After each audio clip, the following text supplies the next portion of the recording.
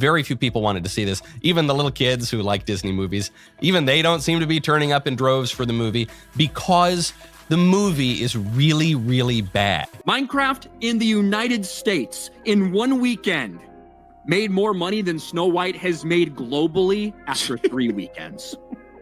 That's how bad it is right now. When Disney first announced plans for a Snow White live-action remake, most insiders believed it was a guaranteed blockbuster. After all, the company had successfully reimagined numerous classics: Cinderella, Beauty and the Beast, The Lion King, and more, each raking in massive global profits. The logic was simple.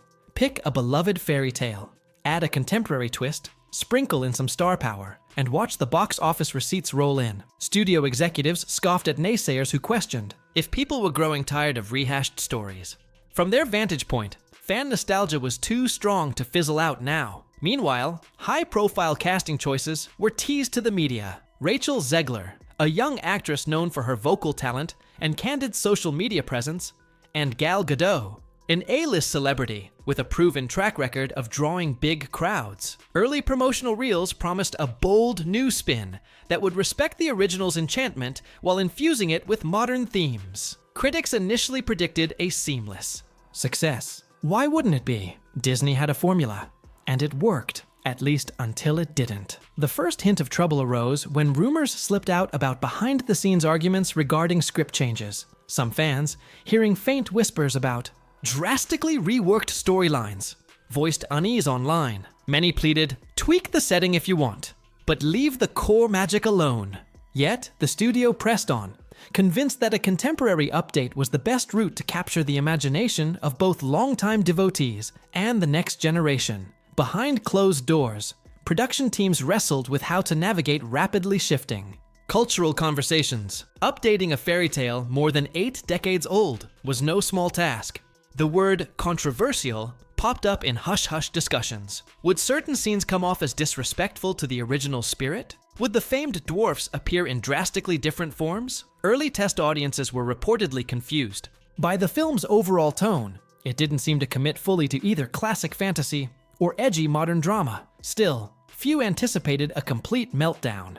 Disney had survived skeptical chatter many times before. Internally, top brass reasoned that once audiences saw the new trailer and recognized beloved characters, no matter how updated, they'd line up as usual. After all, there's no such thing as bad publicity, right? As the release date inched closer, tension quietly built. Online forums buzzed with speculation about possible changes to iconic plot points. Fan communities split into factions, those eager for a new approach and those adamant that you can't fix what isn't broken. Little did anyone realize that these mild rumblings of discontent were the opening notes to what would become a full-blown industry fiasco. But no matter how shaky the ground was getting, the real bombshell arrived when AMC decided to wash its CTC hands of the entire project. And that was when the real chaos erupted. Theater chains and Disney typically enjoy a near symbiotic relationship. Disney supplies big-name titles, theaters showcase them front and center, and the resulting crowds ensure both parties make a profit. Breaking that cycle is almost unthinkable. But AMC declared that this latest Snow White had become a financial deadweight, sucking up screens and staff for meager returns. For viewers accustomed to seeing Disney flicks dominate multiplexes for weeks, if not months, the sudden pull felt surreal. Observers in Hollywood started asking the same question. Did we just witness the unstoppable meet the immovable? The phrase, box office poison, was whispered in corners of the industry, something rarely used for a Disney tentpole. AMC executives, pressed for explanations, painted a bleak picture. Ticket sales were so low that entire rows sat empty. Families showed up for other blockbusters, walked right past the Snow White poster, and never even glanced at showtimes. The writing on the wall was painfully clear. Continuing to dedicate prime theater slots to a film hemorrhaging money made no sense. What fueled the precipitous drop in attendance? It wasn't solely the revision of a beloved tale. Disney had faced that complaint before, without suffering such devastation. Instead, many pointed to the growing friction around the film star, Rachel Zegler, whose interviews and social media presence had become lightning rods of controversy. The sense was that viewers felt alienated by the film's radical reinterpretation and the lead actress's unfiltered style. Some suggested that if Snow White had merely been a mediocre film, theaters might have allowed it to limp along for a few more weeks. After all, Disney's name still carries weight, and curiosity alone could bring in some latecomers. But the overall negativity surrounding this production reached a fever pitch that overshadowed any potential second wind. The executives made a bold statement by pulling the plug early, an implicit admission that even the mightiest brand in family entertainment can't rely purely on name recognition when public perception sours. Just as shocking was the speculation that Disney itself might have quietly supported the move to end the embarrassment sooner rather than later. If the film was circling the drain anyway, better to let it go than prolong the bad PR. But AMC's announcement was only the official confirmation of what fans had been suspecting for weeks. Something had gone terribly wrong behind the scenes, and it was all about to go very, very public. Public relations in Hollywood often hinge on careful planning, polished sound bites, well-rehearsed talking points, and sanitized interviews that keep the corporate machine looking pristine. Yet the live interview circuit is always a gamble. And for Disney's Snow White, that gamble became an uncontainable wildfire the moment Rachel Zegler went off-script on national television. Prior to that ill-fated appearance, whispers about her direct manner had circulated.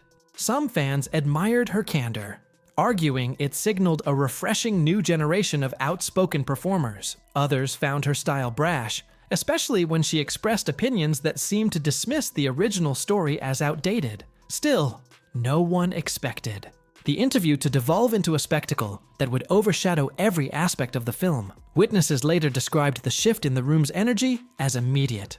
One moment, hosts were setting up easy questions about how it felt to bring such a timeless character back to life. The next, Ziegler delved into political undertones and personal beliefs, barely grazing the film's content at all. Disney's PR handlers reportedly scrambled behind the cameras, frantically signaling for a course correction that never came. From that point forward, the show's hosts were left juggling a live broadcast teetering on the edge of disaster. Rather than praising the classic fairy tale's enduring themes, Zegler seemed to question whether Snow White was even relevant in the modern era. Many fans at home felt insulted, taking her comments as a slight against a piece of Disney history they'd cherished since childhood. When producers abruptly cut to commercial, everyone knew something major had gone down. Clips started leaking online, capturing the tension on the hosts' faces. The swirling speculation exploded within hours. Did they just have to remove the lead actress from the set mid-show? Internet detectives latched onto rumors of meltdown-level chaos behind the curtains,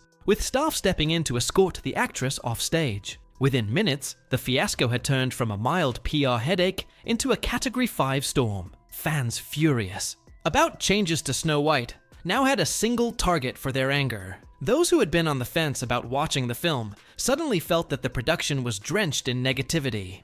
By the time the network resumed its broadcast, the damage was done. But even as memes flooded the internet and fans raged, one voice in particular seized on this event, calling it a cultural turning point. That voice? None other than Joe Rogan, who would soon hammer home why AMC and Disney found themselves in an unwinnable situation. Before the fiasco on live TV, social media chatter had been a steady hum of skepticism and mild curiosity. But the instant clips from that fateful interview made their way online.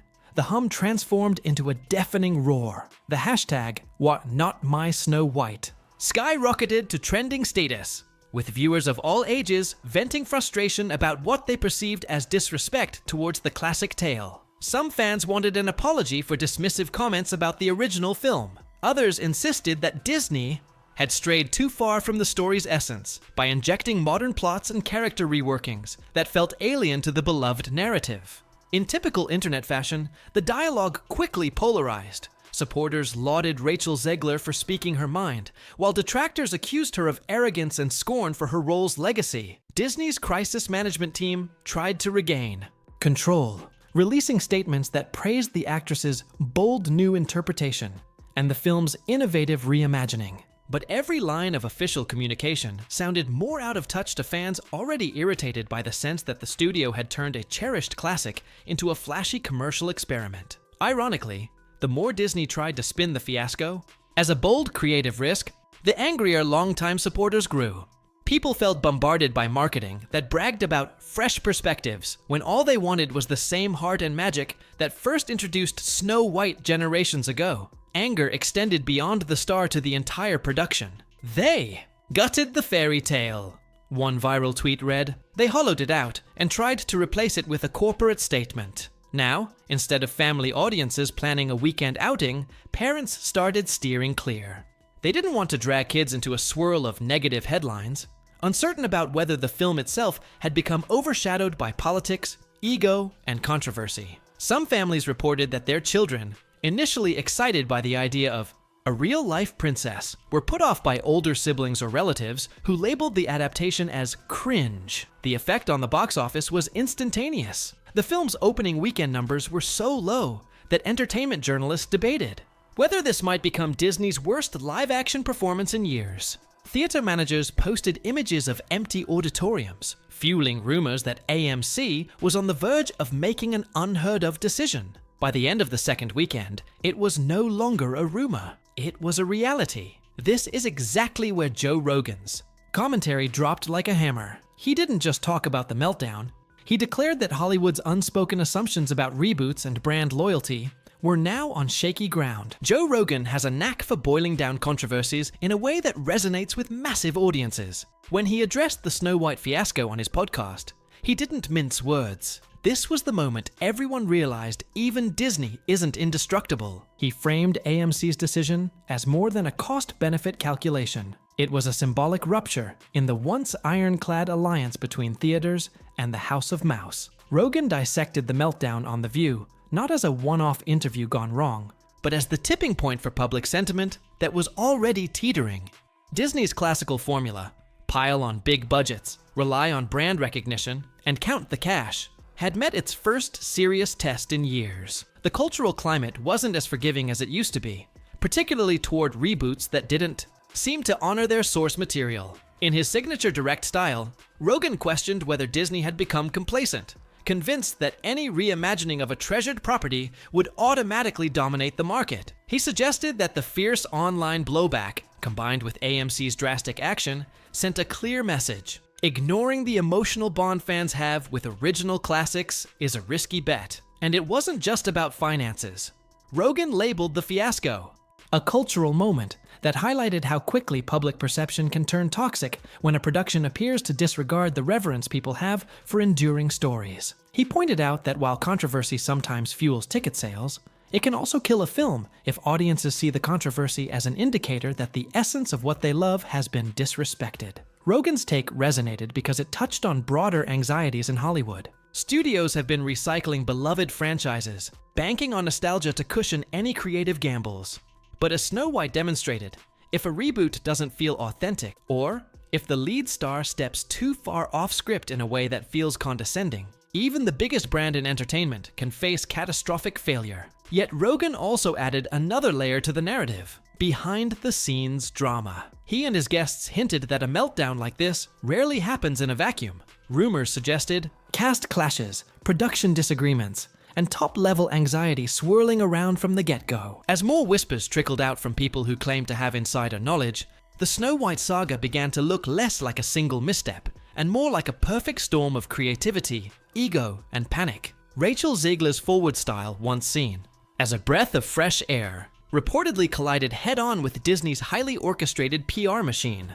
Gal Gadot, meanwhile, tried to remain above the fray, delivering polished soundbites that seemed disconnected from the swirling controversies. Speculation grew that tension among cast members had been simmering throughout production. One rumor suggested that Zegler felt the script pandered too much to an outdated image of femininity, while some creative leads believed the classic storyline was part of what made Snow White so beloved in the first place. Factions formed over whether to push progressive narratives or maintain the story's timeless charm. Then came the meltdown on The View. To those on the inside, it wasn't a random outburst.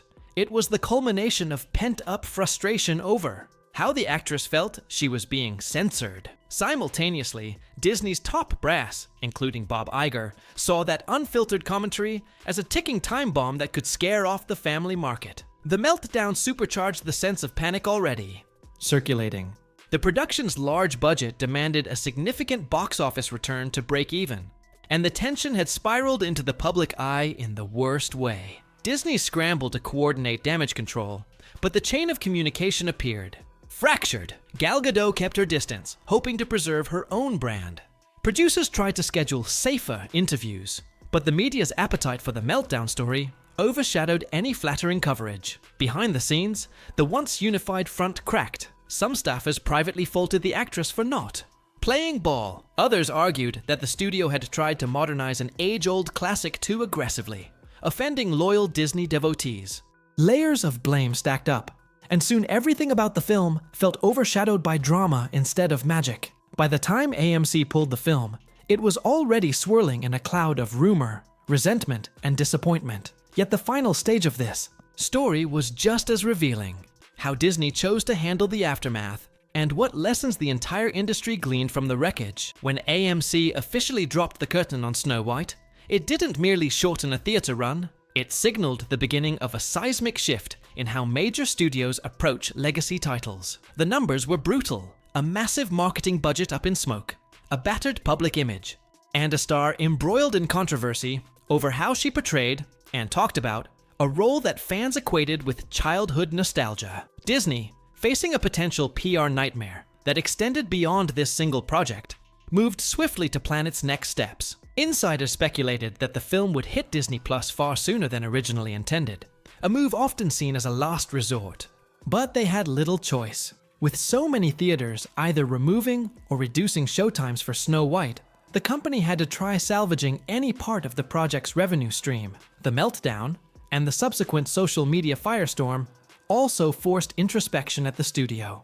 Could stricter guidelines for actor interviews have prevented this outcome? Would a more faithful adaptation have kept older fans on board? Did Bob Iger and his leadership team prioritize quick profitability over creative integrity? Critics asked. If the fiasco was the natural outcome of assembly line reboots that rely too heavily on name recognition. Meanwhile, Rachel Zegler found herself in a precarious position.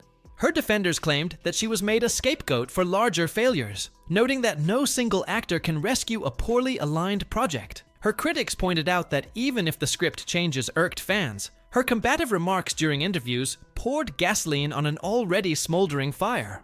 Studios watched the situation closely, gauging whether her name would become synonymous with risky casting in future big-budget films. Joe Rogan's label of cultural turning point began to ring true. If AMC, an industry titan, could yank a Disney film mid-run because of cultural backlash and poor financial performance, the era of guaranteed hits for major IP-based movies might be waning. Hollywood, ever the quick adapter, took notes. More caution in rewriting beloved stories, tighter PR strategies for stars, and perhaps a renewed respect for fan loyalty.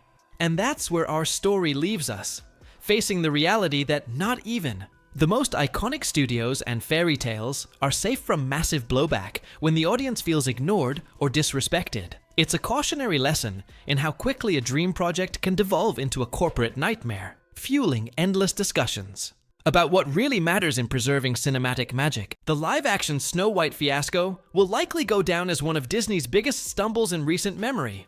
But what it represents is far bigger than one botched reboot. It's a wake-up call echoing through studio boardrooms and fan communities alike. A reminder that nostalgia is a powerful yet delicate force. When you tamper with a cultural touchstone, there's little room for perceived disrespect or half-hearted reimaginings. AMC's bold action showed that the infrastructure supporting blockbuster releases is more fluid than anyone realized. If the box office crashes and the negative buzz grows deafening, even an alliance as long-standing as AMC Disney can crumble under pressure. Meanwhile, the meltdown on live TV remains the viral hallmark of everything that went wrong. A single, unscripted moment that laid bare the tension behind the production's glossy exterior. At the heart of it all lies a question that Hollywood cannot afford to ignore. How does a studio honor the spirit of a classic while pushing boundaries for a modern audience?